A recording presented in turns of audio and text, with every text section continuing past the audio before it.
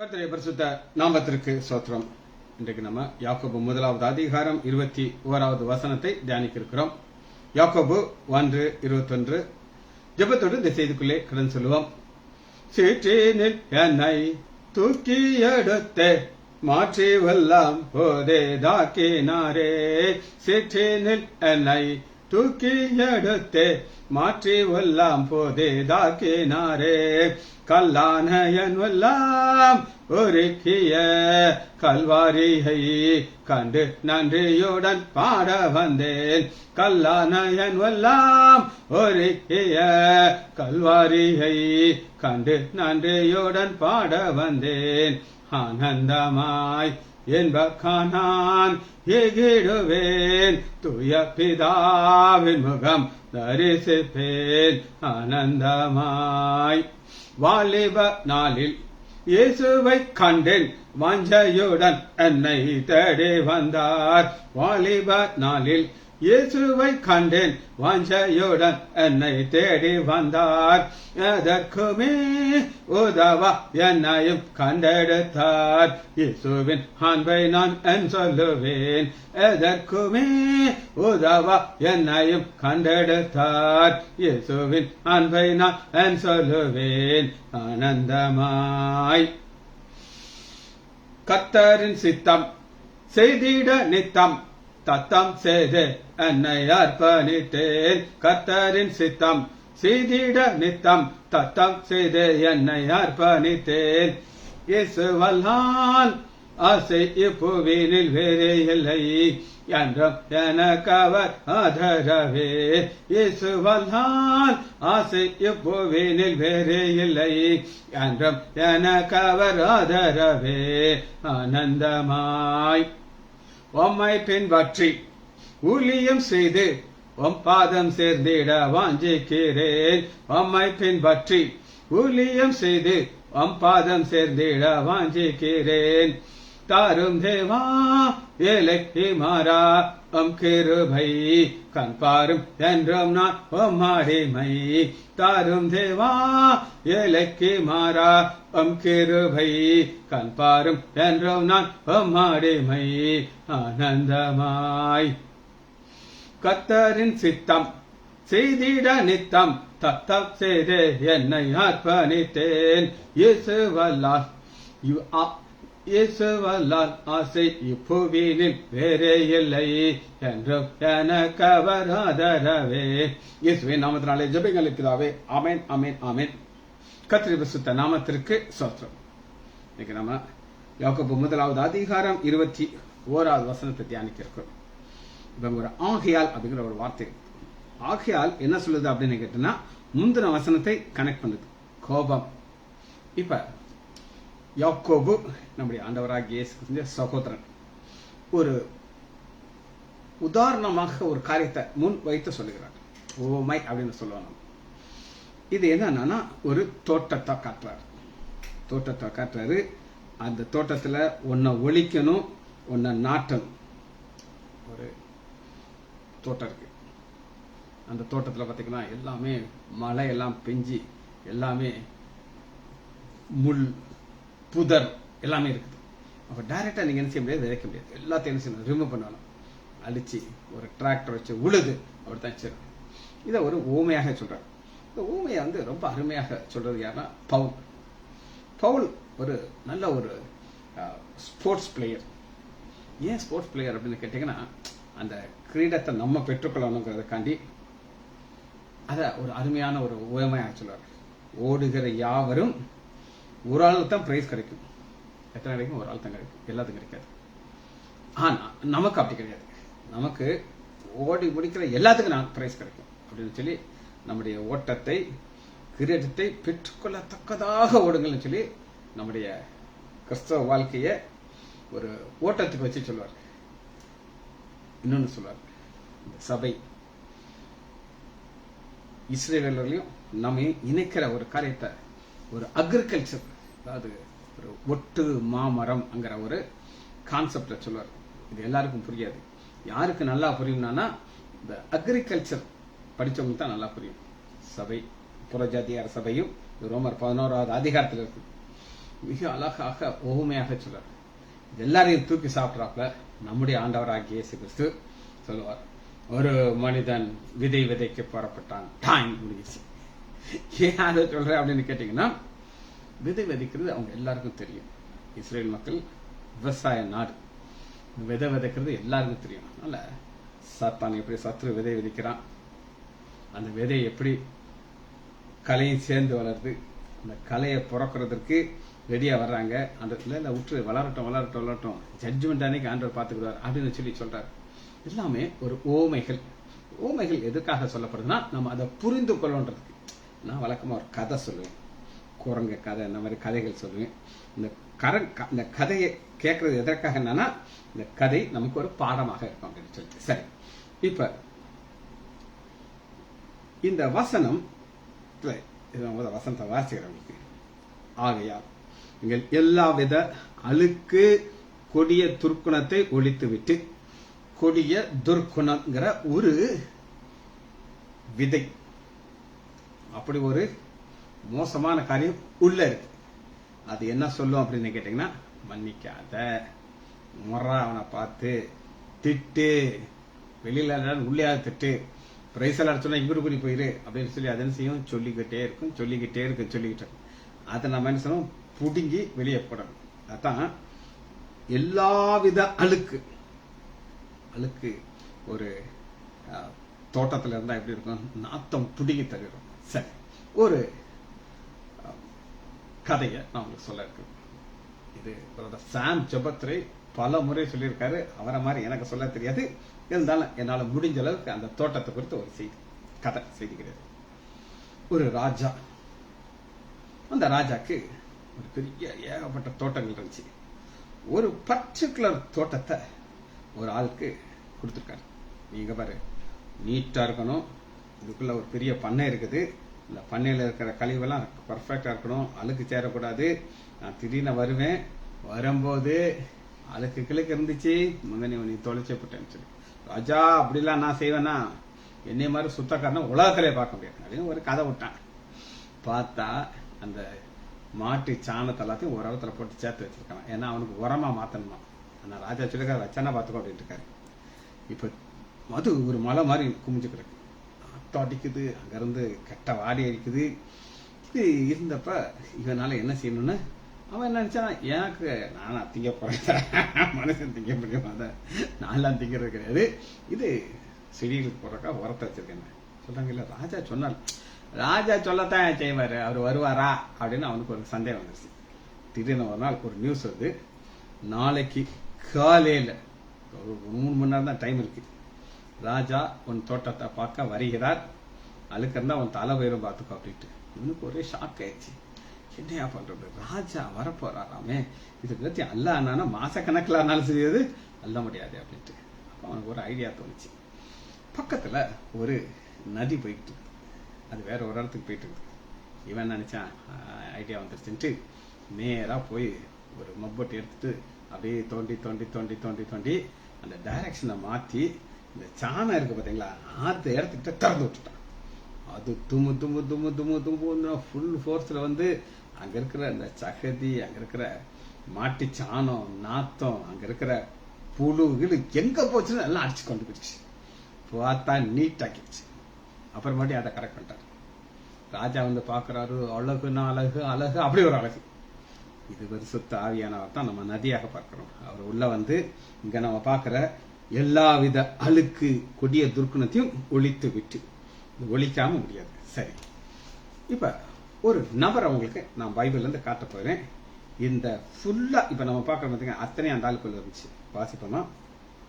அப்போஸ்தலர் 13வது அதிகாரம் 7வது வசனம். அப்போஸ்தலர் 13:7. இங்க ஒரு நல்ல மனிதனை காட்டப்படுறேன். நல்ல மனுஷன், ரொம்ப நல்ல மனுஷன். அவருக்கு என்ன ஆசை இருந்துச்சு அப்படின்னு கேட்டீங்கன்னா, வேத வசனத்தை கேட்க ஆசையா இருந்தான். 7வது வருஷம். ஒரு நல்ல மனிதன், வேத வசனத்தை கேட்க ஆசை இருக்கு. அது யாருன்னு பார்ப்போம். அவன் விவேகமுள்ள மனுஷனுமாகிய செர்கே பவுல் என்னும் அதிபதியோட செர்கேயு பவுல். அந்த அதிபதி பர்னபாவையும் சவுலையும் அந்த பவுல் அவர்களுக்கு வேத வசனத்தை கேட்க ஆசை. இப்ப இந்த வேத வசனம் அதுக்குள்ள போகக்கூடாதுன்ட்டு சாத்தா ரொம்ப கேர்ஃபுல்லா இருக்கும். அதாவது என்ன கதை, இப்ப நான் சொன்ன கதையெல்லாம் உங்க மைண்ட்ல உட்காந்துக்கணும், ஆனா வசனம் தான் ஓடி போயிடும். சரி பார்ப்போம். மாய வித்தைக்காரன் என்றும் அர்த்தம் கொள்ளுகிற பேரையுடைய எலிமா என்பவன் அதிபதியை விசுவாசத்தை திருப்பும்படி வகை தேடி எடுத்திருந்தான்.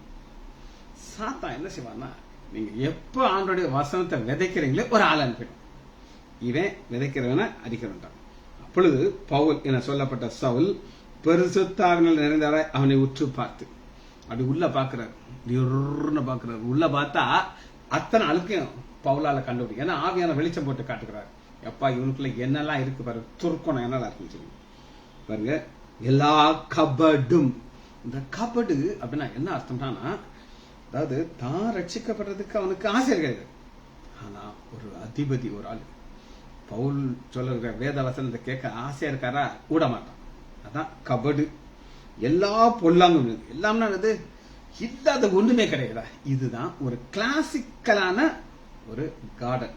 இந்த கார்டன்ல இதெல்லாம் இருந்துச்சுன்னா வாசனை உள்ள உட்கார முடியாது. அதனாலதான் இப்படிப்பட்ட ஒரு மனிதனை பவுல் காட்டுற பார்த்தீங்களா. இந்த ஆள பிசாசின் மகனி என்ன அருமையா போடுறாரு. யாரு மகன்? பிசாசு. பிசாசு குட்டி போட்டிருக்கான். உங்க அப்பன் பேர் என்னன்னா, எங்க அப்பா பேரு பிசாசு அப்படி இருக்காங்களா, நிறைய பேர் இருக்காங்க. நான் தெரிய பேர் பார்த்துருக்கேன். ஒரு ஒரு குட்டி பாப்பா எனக்கு சொந்தக்கார பொண்ணு. அது பண்ற சேட்டையை பார்த்தீங்கன்னா அளவே இருக்காது. எல்லாம் பேட் வாட்ஸ் இவ்வளோ கொண்டு தான் இருக்கும். இங்கிட்டு கொண்டு அப்படி ஒரு பேட் வாட்ஸ் எனக்கு தெரியும். இது ஒரு பிசாசுடைய ஆவி அதுக்குள்ள உட்கார்ந்துட்டு இருக்குன்னு சொல்லி. ஆனா இங்க நம்ம பார்க்கிறோம், பிசாசு மகனே நீதிக்கெல்லாம் பகைஞனே.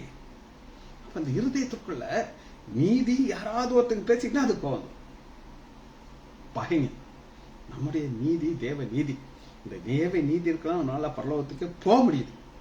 சாத்தா வந்து சொல்லுவான், நீ ரொம்ப மோசவான். ஆமா நான் மோசம், நான் இல்லாட்டி சொல்லி நான் மோசவான் தான் சொல்றேன். நீ எப்படி பரலோகம் போவ? அதான் அங்கதான் பிசாசை நீ மாட்டிக்கிட்ட, இன்னால போக முடியாது. ஆனா தேவ நீதி என்ன பரலோகத்துக்கு கொண்டு போயிடும். எனக்காக ஆண்டவராக இயேசு கிறிஸ்து சிலுவையில மறைத்தார்.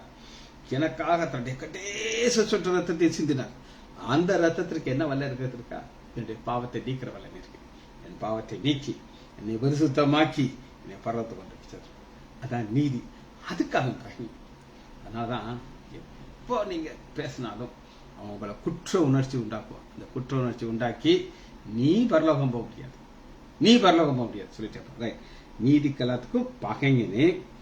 கர்த்தருடைய செம்மையான வழிகளை புறப்பட்டு, கர்த்தருடைய செம்மையான வழி. இப்ப இன்னைக்கு நமக்கு ஒரு பாதை வச்சிருக்காங்க.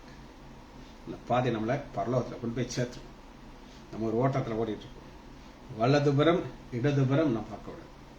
நமக்கு நியமிக்க ஓட்டத்துல அப்படியே ஓடிக்கிட்டே இருக்கணும். ஓடி ஓடி ஓடி ஓடி ஒரு நாள் நம்ம பரலோகம் போய் சேர்த்துரும். அது தேவன் நமக்கு வைத்திருக்கிற நீதி.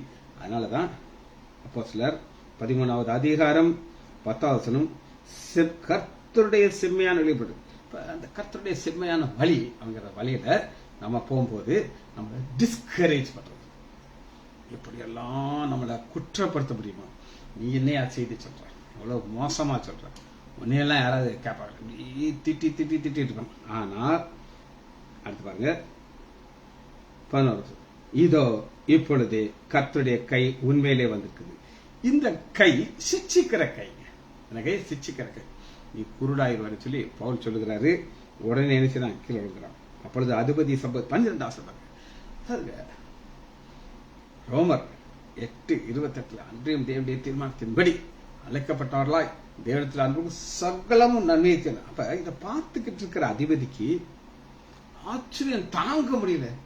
என்னையா என்னைய நோண்டு ஒருத்தனை சொன்ன உடனே கண்ணு அவிஞ்சு போச்சு. அப்பொழுது அதிபதி சம்பவத்தை கண்டு 13:12 அப்போஸ்தலர் கர்த்தருடைய உபதேசத்தை குறித்து ஆச்சரியப்பட்டு விசுவாசித்தார். இதாங்க சாத்தா ஒரு பக்கத்துல அவன் ட்ரிக் பண்ணிக்கிட்டே இருப்பான். ஆனா ஆண்டவர் அதை நன்மைக்கு. அப்ப இன்னைக்கு நான் உங்களுக்கு ஒரு நிலத்தை காட்டுங்க. இந்த நிலத்துல எவ்வளவுலாம் மேக்சிமம் மோசமா இருக்க முடியுமோ அந்த அளவுக்கு மோசமாக இருந்துச்சு. ஆனா அதை வந்து என்ன செய்யணும், தூரத்துக்கு போடணும். சரி, இதுக்கு பேரு அன்பிரிப்பேர்ட் ஹார்ட். அன்பிரிப்பேர்ட் ஹார்ட்னா என்ன அர்த்தம்னா, இப்ப நீங்க ஒரு தரிசு நிலத்தை பாக்குறீங்க. சரி, தரிசு நிலமா என்ன இருக்கும் அப்படி பார்த்தீங்கன்னா அதுல சில செடிகள் இருக்கும், நமக்கு தேவையில்லாத செடி. ஒரு ஃபேமஸான செடியை நான் உங்களுக்கு சொல்ல போகிறேன். இந்த ஏரியாவில் தான் இருக்கும், விருதுநகர் இந்த டிஸ்ட்ரிக்ட்ல. மஞ்சனத்தி பார்த்துருக்கீங்களா? கட்டாயம் நீங்க பார்த்துருக்கீங்க. ஆனா நீங்க தோண்டி பார்த்துருக்கீங்களா? வெளியில பார்த்துருப்பீங்க. மஞ்சனத்தி ஒரு மரம் மாதிரி இருக்கும். நீங்க தோண்ட தோண்ட தோண்ட பார்த்தீங்கன்னா உள்ள பெரிய கிழங்கு இருக்கும். இந்த கிழங்கு என்ன செய்வாங்கன்னா எடுத்து அதை கொஞ்சம் உப்பை போட்டு மூடிடுவாங்க. ஏன்னா அது இன்னொரு பிரான்ச் மாதிரி இருக்கும், அது போய்கிட்டே இருக்கும். அந்த மஞ்சனத்தியை வெட்டுவாங்க. அதுதான் ஒரு ட்ரிமிங். பாருங்க, அன்பிரிப்பேர்ட் ஹார்ட். இந்த அன்பிரிப்பேர்ட் ஹார்ட்னா தரிசு நிலத்துக்குள்ள முள் இருக்கும். இந்த எத்தனை களைகள் இருக்கும். இந்த களைகள் என்ன நீக்கியாச்சுன்னா அது விவசாயத்துக்கு ரெடி ஆகும். சரி, இப்ப நம்முடைய இருதயத்தை தான் எப்படி பார்க்கறது சொல்லுங்க? ஒரு நிலம். இதை யார் சொன்னா அப்படிங்கிற நம்முடைய ஆண்டவராக இயேசு கிறிஸ்து தெளிவாக இந்த லேண்ட் எப்படி இருக்கோ அதை காட்டுறார். மத்தேயு 13வது அதிகாரம்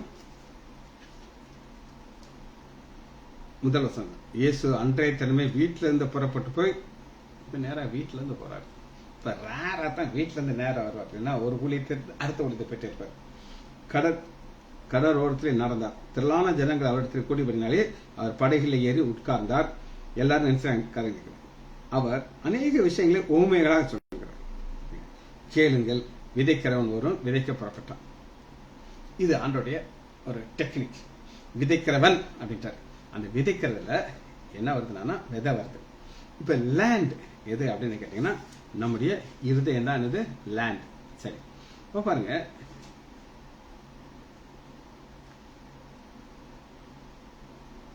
பதினெட்டாவது வசனத்தை நான் உங்களுக்கு வாசிக்கிறேன். ஆகையால் விதைக்கிறவர்களை பற்றி ஊமைக்கிறீங்க. ஒருவன் ராஜ்யத்தின் வசனத்தை கேட்டும் உணராதிருக்கும் பொழுது, இப்படி அவர் சொல்லிட்டே இருக்கிறாரு. இப்ப என்ன நடக்குது அப்படின்னு கேட்டீங்கன்னா, விதை மனுஷனுக்கு பாருங்க 24 வசனத்தை வாசிக்கிறேன். தன் நிலத்தில் நல்ல விதையை விதைத்த மனுஷனுக்கு ஒப்பாயிருக்கும். இன்னைக்கு இந்த இருதயத்தை தான் நம்ம எப்படி பார்க்கிறோம்? ஒரு நிலம். இந்த நிலத்துல என்னெல்லாம் நடக்குதுங்கிறத ஆண்டவர் சொல்ல ஒரு சில காரியங்கள் மட்டும் நான் உங்களுக்கு சொல்றேன். இங்க பாருங்க, 3 வகையான நிலங்களை ஆண்டவர் சொல்லுகிறார். 3 டைப். அது எப்படி இருக்கு அப்படின்னு கேட்டீங்கன்னா, ஒன்று 26 வசனம். அது ஷாலோ, கீழே கல்லு தான் இருக்கு. நமக்கு ஆக்சுவலா அந்த வேறு போற அளவுக்கு டீப் இருக்கும். வேர் இல்லாது. அப்ப விதைக்கப்பட்டது கல்லை பார்க்கிறோம். அடுத்த 24 முள்ளுள்ள இடத்தை பார்க்கிறோம். முள்ளுள்ள இடங்கிறதுனா உலக கவலை, ஐஸ்வர்யத்தை மயக்கத்தை நெருக்கி போட்டது. ஆனா நல்ல நிலத்தில் விதைக்கப்பட்டவனும் வசனத்தை கேட்டு உணரணும். சரி, இப்ப நீங்க கேட்கலாம், லேண்ட்ல நம்ம இப்ப எல்லாம் டிராக்டர் வந்திருக்குங்க. என் தம்பி ஒரு டிராக்டர் வாங்கி வச்சிருக்காங்க. அப்போ இது என்னெல்லாம் சேட்டை பண்ணது பார்த்தீங்களா? பெரிய பெரிய முள்ளு காடா இருக்குதுங்க. அந்த டிராக்டர் அதோட விட்டான்னா அது மாதிரி சார் விட்டுட்டு போய்கிட்டே இருக்கு. இதுக்குள்ள பாம்பு கும்பெல்லாம் இருக்கும். ஆனா அந்த டிராக்டர் வச்சு அடிச்சானா அப்படியே சல்லுன்னு அடிச்சு போயிட்டே இருக்கும். இப்ப நமக்கு இதுக்கு மேல டிராக்டர் ஓட்டினா நம்ம சட்னி ஆயிடும். இப்ப நம்முடைய இருதயம்ங்கிற நிலத்தை ஆயத்தம் பண்றது எப்படி? நம்பர் 1 எழுதிக்கணும். இது கிடையாது. 1 யோவான் 1வது அதிகாரம்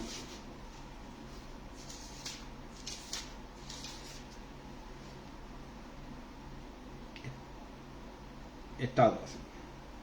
பாவ அறிக்கை. இந்த இருதயத்திற்குள்ள ஏகப்பட்ட அசுத்தங்கள் இருக்கும். அது வந்துகிட்டே தான் இருக்கும். ஆட்டோமேட்டிக்கா நீங்க கேட்டாலும் கேட்காட்டாலும் உங்க போனுக்கு மெசேஜ் வந்துகிட்டே இருக்கும். அது வந்துகிட்டே இருக்கும். நீங்க வீட்டுல கேட்டாலும் கேட்காட்டாலும் பத்திரிகைகள் சஞ்சிரிகள் வந்துகிட்டே இருக்கும். நீங்க கேட்டிருக்கே மாட்டீங்க, ஆனா அது வந்து உழுதுகிட்டே இருக்கும். வச்சு ஒதுக்கிறதான் இடம் இருக்காது. அதுபோல நம்முடைய இருதயத்திற்கு தேவைன்னா பாவ அறிக்கை.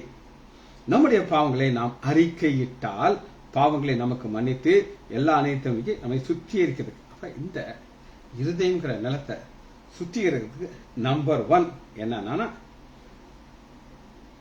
பாவ அறிக்கை. சரி, அடுத்து மட்டும் போதுமா? அது மட்டும் காணாதுங்க. அடுத்து என்ன தேவைன்னா, நம்ம அதுக்கு தண்ணி ஊற்றுவோம் பார்த்தீங்களா? அப்படி தேவ அன்பு நமக்கு தேவை. எடுத்துக்கோமா, தேவ அன்பு ஊற்றப்படணும் நம்ம இருதயத்தில். 1 யோவான் 5வது அதிகாரம் 5வது வசனம். மேலும் நமக்கு அருளப்பட்ட பரிசுத்தாவியினாலே தேவ அன்பு நம்முடைய இருதயங்களில் ஊற்றப்பட்டனாலே அந்த நம்பிக்கை. இது என்னங்கிறத நான் உங்களுக்கு விளக்கமா சொல்ல போறேன். வசனத்தை திரும்ப. மேலும் ரோமர் 5:5 மேலும் நமக்கு அருளப்பட்ட பரிசுத்த ஆவியானாலே தேவ அன்பு நம்முடைய இருதயங்களில் ஊற்றப்பட்டது. இந்த இருதயத்துல நிறைய பிளாக் அறைகள் இருக்கும், கருப்பு அறைகள். இந்த கருப்பு அறைகள்ல யார் இருப்பாங்க அப்படின்னு கேட்டீங்கன்னா, யார் யார் அவங்களுக்கு துரோகம் செய்தார்களோ அவங்க இருக்கும். ஒரு அம்மா சொல்லும், என் புருஷனை மாதிரி ஆயோக்கிய உலகத்திலே பார்க்க முடியும் அப்படின்னு அந்த மாதிரி நினைக்கும். அதனால எவ்வளவு வெறுக்க முடியுமோ வெறுத்து வெறுத்து வெறுத்து அதனால மூஞ்சி கூட பார்க்கறது. அப்படி ஒரு வெறுப்போடு இருக்கிற ஒரு அம்மா, அப்படி பல அம்மாமார்கள் இருக்காங்க. அவங்களுக்கு என்ன செய்யணும், அதெல்லாம் கருப்பு அறைகள்.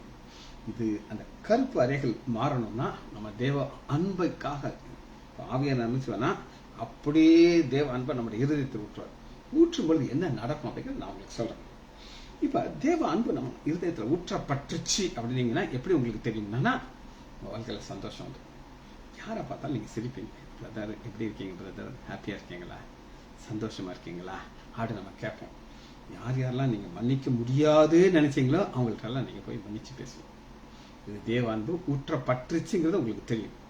ஊற்றப்படலைன்னா அங்க இருக்கிற இந்த கருப்பு அறைகள் இருக்கிற பிசாசு இந்த இருதயத்தை இன்னும் மோசமாக்கி மோசமாக்கி உங்களை ஒன்றும் இல்லாம ஆக்கி விட்டுருவாங்க. அதனால 2 காரியம் உங்களுக்கு நான் காமிச்சேன். சரி, இப்ப அந்த முள்ள குறித்து எரேமியா ஒரு அருமையான ஒரு ஓமா சொல்றான். எரேமியா 4வது அதிகாரம் 3வது வசனம்.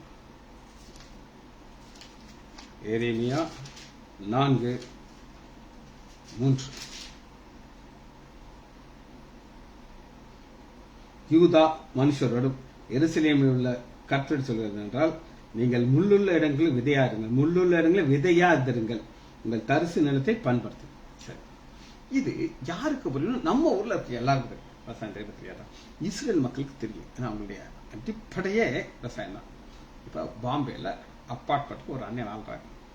அவர்கிட்ட நீங்க போய் அண்ணே அண்ணே என்னப்பா சொல்லுப்பா, இந்த தரிசு நிலத்திலிருந்து எப்படின்னா நீங்க அதை சரி பண்ணுவீங்க, முள்ளுள்ள விதைக்கலாம். அது என்னது, நான் கம்ப்யூட்டர் தட்டுவேன், இப்படி நான் காசு சம்பாதிச்சுட்டு இருப்பேன், நேராக ஆஃபீஸ்க்கு போவேன், ஆஃபீஸில் போய் நான் என்ன செய்வேன், சம்பாதிச்சுட்டு வீட்டுக்கு வந்து பட்டு தூங்கிடுவேன். இதுதான் என் வாழ்க்கை.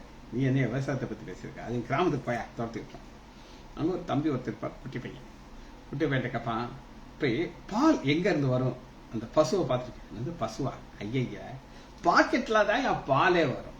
நீ லூசு மாதிரி பேசுற, நீ மாட்டுல இருந்து வரும் சொல்லி நீ முட்டா போயலாம். வரி காலையில வரும் எங்க வீட்டுல பாக்கெட் பால் வந்துருக்கும், காசு கொடுத்துருவோம் நாங்க முதவே, எங்களுக்கு ஆட்டோமேட்டிக்கா வந்துடும். அவங்களுக்கு புரியாது, எது புரியாது, இந்த மாதிரி முள்ளு தரிசு. ஆனா யூதர்கள் இஸ்ரேல் மக்களுக்கு எழுதுகிறாரு, நீங்கள் முள்ளுள்ளே விதையாது. அந்த முள்ள ஏன் விதைக்க கூடாது அப்படின்னு சொல்லி ஆவியான எழுதி வைத்திருக்கிறார் அப்படின்னு கேட்டீங்கன்னா, மத்தேயு 13வது அதிகாரம் 22வது வசனம், முள்ளுள்ள விதைக்கப்பட்டவன் வசனத்தை கேட்கிறான். வசனத்தை நினைச்சான் கேட்கிறான், ஆனா நடக்கிறதுனா உலகத்தின் கவலை. உலகத்தின் கவலை நமக்கு வருமா வராதா? வரும். ஆனா நம்ம பாரத்தை கர்த்தர் மேல் பாரத்தை வைத்து விடு, கலங்கி தவிக்காதே, அவரே உன்னை ஆதரிப்பார், அதிசயம் செய்வார். ஒரு நம்ம ஹாஸ்பிட்டல் ஒரு பொண்ணு, நல்ல ஆவிக்குரிய பொண்ணு, அப்படி ஒரு ஆவிக்குரிய பொண்ணு நான் பார்த்தேன். இந்து பொண்ணா இருந்தா நம்ம ஆஸ்பத்திரி வந்தா, ஊழியத்தில் சேர்ந்தா, அப்படி ஒரு ஸ்பிரிச்சுவல் குரத்தை இருக்கு. ஆண்டவரோட அப்பிரதமா ஆசீர்வதிச்சேன், அப்படி ஒரு ஆசீர்வதிச்சு திருமணம் ஆச்சு. திருமணம் ஆகாதுன்னு எல்லாரும் சொன்னாங்க. அவங்க அம்மா ஒன்னா என்கிட்ட கேட்கறாங்க. நான் கேட்டேன், பாப்பாக்கு எப்ப கல்யாணம்? எப்ப கல்யாணமா? எங்கிட்ட நிறைய கடன் இருக்கு, எங்கிட்ட என்ன இருக்கு, கடன் இருக்கு. உங்களோட கடன் வச்சு நாங்க எங்க எந்த பிள்ளையை கட்டி கொடுக்குறோம், அது பாட்டு எங்கூட தான் இருக்கும் அப்படின்ட்டு. ஆனா திருப்பூர்ல இருந்து ஒரு பையன் வந்து எனக்கு இந்த பொண்ணு தான் வேண்டும்னு சொல்லி சண்டை போட்டு அந்த பொண்ணை கல்யாணம் கேட்டான். நாங்கெல்லாம் போயிருந்தோம். அதுக்கு அருமையான ஒரு பையன் நல்லா கொடுத்தாரு. அப்புறம் ஒரு பொம்பளை பிள்ளைய கொடுத்தாரு. ஆனா நேற்று அந்த பொண்ணு என்கிட்ட ஃபோனில் பேசிட்டு இருக்கா. நான் கேட்டேன், பைபிள் வாசிக்கிறியாமா அப்படின்னு கேட்டேன். என்ன சார் சொல்றீங்க? பைபிளை எங்கே ஒழிச்சு வச்சிருந்தாலும் என் மாப்பிள்ளை கண்டுபிடிச்சது என்னை வயிறாரு அப்படின்னு ரொம்ப பிரச்சனை வருது எங்கள் பைபிள்லாம் வச்சுருந்தாட்டு. சரி, உன் மாப்பிள்ளை காலையில் எப்போ போவார்? அவர் 8:30 போயிடுவார். பிள்ளைகள்லாம் ஸ்கூலுக்கு அது 9 போயிடும். அப்புறம் நீ என்ன செய்வேன்? நான் கேட்டேன், யூடியூப்பில் உன் ஃபோனில் யூடியூப் வருமா? வரும் சார். அதில் டாக்டர் லைசன்ஸ் நினச்சா வருமா? அது வரும் சார். நீ என்னைக்கு கடைசியாக என் செய்தியை கேட்டன்ட்டு பேசவே இல்லை. எங்கள் உலகத்தின் கவலை அவளுக்கு இருந்துச்சா இல்லை எனக்கு தெரியாது. இப்போ கொஞ்ச நாள் அந்த இருதயத்துக்குள்ள பல காரியங்கள் உள்ள வந்து அந்த வசனத்தை கேட்கக்கூடாது ஒரு நிலைக்கு இருந்துச்சு. நேரத்தில் எனக்குலாம் பயங்கர வருத்தமாக இருந்துச்சு. அந்த பொண்ணை நான் தான் வழி நடத்துவேன். அதனால் சொன்னேன், இங்கே வர புதிய வானம் புதிய பூமி 10 செய்தி போட்டிருக்கேன். நீ அடுத்து என்னைய பார்க்க வர்றதா இருந்தால் 10ஐயும் நீட்டாக ஒரு பேப்பரில் எழுதி பண்ணுறோம். அப்போ தான் நான் அவரை பேசினேன், இல்லை நான் கெட் அவுட் சொல்லிடுவேன். எனக்கு உரிமை இருக்குது. ஏன் உரிமை இருக்குன்னா, அது என்னுடைய ஆடு சாப்பிடாம இருக்குது, வசனத்தை சாப்பிடாம இருக்கு. ஏன் சாப்பிடல? மந்தம் வயிற்றுல. அது என்ன மந்தம்? ஆண்டவர் தான் தெரியும். சரி, அது ஒரு பக்கம் இருக்கட்டும். பாருங்க, மத்திய 13வது அதிகாரம் 22வது வசனம். முள்ளுள்ள இடங்களில் விதைக்கப்பட்டவன் வசனத்தை கேட்கிறது உலக கவலை ஐஸ்வர்யத்தை மயக்கும்.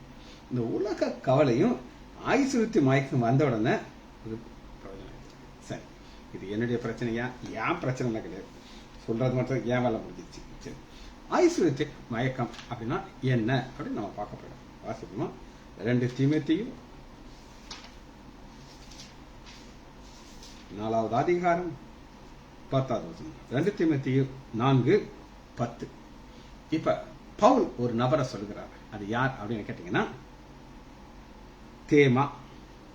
2 தீமோத்தேயு 4:10. ஏனென்றால் தேமா இப்பிரபஞ்சத்து மேல் ஆசை வைத்து. இந்த பிரபஞ்சங்கிறது என்ன அப்படின்னு நீங்க கேட்டீங்கன்னா, சாதாரண பிரபஞ்சம்லாம் கிடையாதுங்க. ஒரு பயங்கரமான பிரபஞ்சம். என்ன நான் உங்களுக்கு காட்டுறேன்.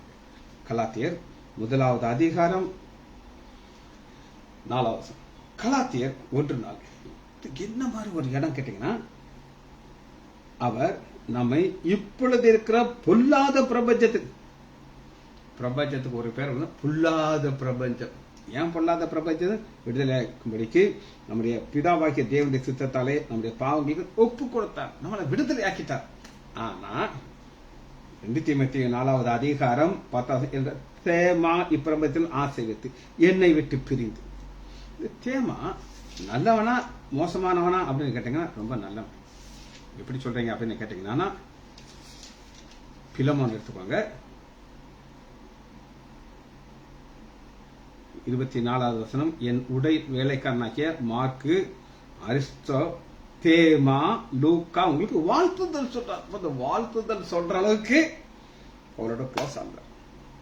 ஆனா 2 தீமோத்தேயு 4வது அதிகாரம் போது விட்டுட்டு ஓடியே போயிட்டார். அந்த இருதயத்துல பவுல் கூட இருந்த வரைக்கும் இந்த பிரச்சனை ஆகி போச்சு. ஆனா அன்றர் என்ன எதிர்பார்க்க மாட்டா அப்படின்னு கேட்டீங்கன்னா, பவுல் எப்படிப்பட்டவர்னா, பவுலுடைய ஒரு வாழ்க்கையில ரொம்ப ரொம்ப பிடிச்ச எனக்கு ஒரு வாசனத்தை நான் உங்களுக்கு காட்டுறேன். அப்போஸ்தலர் 20வது அதிகாரம் 20:24. பவுல் கண்டுக்கிடவே மாட்டார், எதையுமே கண்டுக்கிட மாட்டார். எப்படின்ற பார்க்கட்டாங்க. ஆகில் அதில் ஒன்றையும் கொடுத்து நான் கவலைப்படேன், என் பிராணனை நான் அருமையாக எண்ணேன். பவுல்ட்ட இதான் ஒரு பெரிய கேரக்டர். உயிரை பத்தி கண்டுக்கிடவே மாட்டார். பிரதர் அகஸ்டின் ஜெபக்குமார் ஒரு அருமையான ஒரு சாட்சியை சொல்றார். அதை உங்களுக்கு சொல்ல, அப்பதான் இது உங்களுக்கு புரியும். அகஸ்டின் ஜெபக்குமார் பயங்கரமான ஒரு எதிர்ப்பு இருக்கும். ஆனா அதே நேரத்தில் பார்த்தீங்கன்னா பயங்கர தில் அப்படி ஒரு ஆள். டெரரிஸ்ட் உங்களுக்கு கேள்விப்பட்டீங்களா? தீவிரவாதிகள். அப்படி அந்த குஜராத் ஒரிசாலெல்லாம் நிறைய பேர் இருப்பாங்க. அவங்களுக்கு இவரை பார்க்கணும்னு ஆசை இருக்கும். அதனால இந்த மாதிரி எங்க தலைவர் உங்களை சந்திக்க ஆசைப்படுறாங்க. வெரி குட், நான் வர்றேன் அப்படின்ட்டு. ஆனா எங்க சந்திக்கிறதுனா ரொம்ப சீக்கிரட்டா வச்சுருப்பாங்க. ஒரு இடத்த சொல்லுவாங்க, அங்க வருவாரு. அங்கிருந்து வேற இடத்துக்கு கூட்டு போவாங்க. அங்க ஒரு நாள் வச்சிருப்பாங்க. இப்படி சுத்தி சுத்தி சுத்தி சுத்தி கடைசியில் கூட்டு போவாங்க. அவரை டெஸ்ட் பண்ணி பார்ப்பாங்க. ஒரு ஜோல்ரா போய் வச்சிருப்பாரு. புதியா இருப்பாங்க. மட்டும் கண்டுக்குன்னு வச்சிருக்காங்க, ஒண்ணுமே இருக்காது. அவர் கொஞ்சம் கடைசியில் பார்த்தானா சந்திச்சுட்டு அவங்க கேட்பாங்க, அகஸ்டின் ஜெபக்குமார் உங்களை பத்தி நாங்க பயங்கரமா கேள்விப்பட்டிருக்கோம், உங்களுக்கு உயிர் மேலே பயம் இருக்காதா அப்படின்னு சொல்லி இவர் சொல்லுவாரு, இவர் உலகத்திலேயே ஒரு பயந்தாலும் நீதாயா, பயந்தவங்க நீதான். அவங்க பயங்கர வகையில் என்னைய பார்த்து இப்படி பயந்தாங்க. கவரியா உன்னை சுத்தி எத்தனை பேர் நிக்கிறாங்க பாருங்க, AK-47, AK-57, AK-27 இத்தனை கண்ணை வச்சுட்டு ஒவ்வொருத்தர் நிக்கிறாங்க. எனக்கு யாருமே கிடையாது. உனக்கு ஒண்ணு தெரியுமா ஐயா, நான் இந்த பூமியில வாழும்போது இயேசு என்னோட கூட வாழ்கிறார். நான் எப்ப மறிக்கிறேனோ நான் இயேசுவோட கூட வாழ்றேன். நீ கண் வச்சிருக்கல, நீ சுடு பாப்போம், சுட்டா ஆண்டடைய சித்தர்ல தான் கண் புல்லட் ஏன் மேல போகும். அவர் சித்தம் இல்லைன்னா அப்படியே செதுறி ஓமலே அடிச்சிருப்பாரு. அப்படி ஆச்சு, அப்படி ஒரு கான்பிடண்டா பேசுவார். நான் என் கண்களை எங்க மூடுவேன், பரலோகத்தை என் கண்களை திறப்பேன் அப்படின்னு சொல்லி பவுல் அதே மாதிரி இருக்காரு. அப்போஸ்தலர் 20வது அதிகாரம் 24 ஆகிய ஒன்றை குறித்து நான் கவலைப்படும், என் பிராணனையை நான் அருமையாகின்றேன், என் ஓட்டத்தை சந்தோஷமாக முடிக்கவும் தேவனுடைய கிருபையின் சுவிசேஷத்தை பிரசங்கவனும் நான் கர்த்தராகிய இயேசு கிறிஸ்து பெற்ற ஊழியத்தை நிறைவேற்றவே முடியும். இதான் ஆண்டன் ஊழியத்தை கொடுத்துருக்காருப்பா, அது கிருபையின் சுவிசேஷம். ஏன் கிருபையின் சுவிசேஷம்? இந்த கிருபையின் சுவிசேஷங்கிற ஒன்று இருந்தனாலதான் முன்னாடி நான் நிற்கிறேன் அப்படின்னு சொல்லி சொல்றாரு. சரி, இந்த பாட்டை அர்த்தம் நாளைக்கு தியானிப்போம். ஜெபிச்சு முடிப்போமா? மகா இரக்கமும் கிருபையும் உள்ள பிதாவே, நம்ம துதிக்கிறோம் ஐயா. இருதயத்தை குறித்து யாக்கோபு ஒரு அருமையான காரியத்தை எங்களுக்கு பிராக்டிக்கலாக சொல்லிக் கொடுக்கிறார் ஐயா. அதை எங்களுக்கு கற்றுக்கொள்ள வேண்டும். அதை கற்றுக்கொண்டு அதன்படி வாழ உதவி செய்ய ஐயா. பிள்ளைகள் ஒவ்வொருவரையும் என் ஆண்டவராகிய இயேசு கிறிஸ்துவின் நாமத்தினாலே ஆசீர்வதிக்கிறேன். இயேசுவின் நாமத்தினாலே ஜெபங்கள் பிதாவே. ஆமென், ஆமென்.